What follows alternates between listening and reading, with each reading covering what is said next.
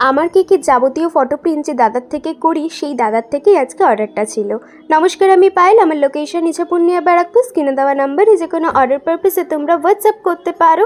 দাদা জাস্ট গতকালকেই কল করে অর্ডারটা কনফার্ম করেছিল। এটা ছিল 1 পাউন্ডের আর ইনসাইড ফ্লেভার ছিল বাটারস্কচ। এবার হয়তো অনেকেই তেড়ে আসবে এটা কমেন্ট করার জন্য এটা 1 পাউন্ডের কেক হতেই পারে না।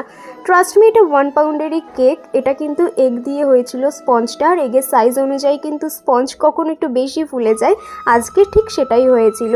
তারপরেও যারা বিশ্বাস করবে না তারা আমার ইউটিউব চ্যানেলে গিয়ে চেক আউট করতে পারো। এই কেকের ডিটেলস ভিডিওটা ওখানে দেওয়া রয়েছে। আজকের কেকের ডিজাইন নিয়ে দাদার কোনো রকম বক্তব্য ছিল না, সম্পূর্ণ আমার উপর ছেড়ে দিয়েছিল। শুধু বলে দিয়েছিল উপরে যদি একটু কিটক্যাট দিয়ে করা হয় ভালো হয়। তো আজকের ডিজাইনটা আমি আমার মতনই করছি। ভাবলাম থিমের উপরে তো কাজ প্রায়ই করা হয়, আজকে কিছু বেসিক ডিজাইন করি।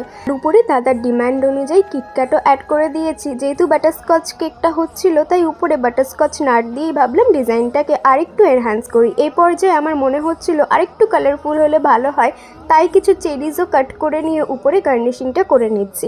আমি কিন্তু ওয়েল প্ল্যান করে ভেবেচিন্তে ডিজাইন করি না, এটা আমি প্রায় ভিডিওতে বলে থাকি। আমার করতে করতে যেখানে যেটা মনে হয় আমি কিন্তু এভাবেই করি। তো এই ছিল আজকে ফাইনাল কেকের লুকটা। তোমাদের কেমন লাগলো জানিও। আর এই মাসের এন্ডে 29, 30, 31 মার্চ কিন্তু আমাদের বেসিক বেকিং মাস্টার ক্লাস হচ্ছে, যেটা অফলাইন মোডে হবে। যারা এখনও রেজিস্ট্রেশন করনি চটজলদি করে ফেলো। এরপরে আমার গিফট পটলিটাও রেডি করে নিচ্ছি, যেটা আমার তরফ থেকে আমার সমস্ত ক্লায়েন্টদের জন্য থাকে।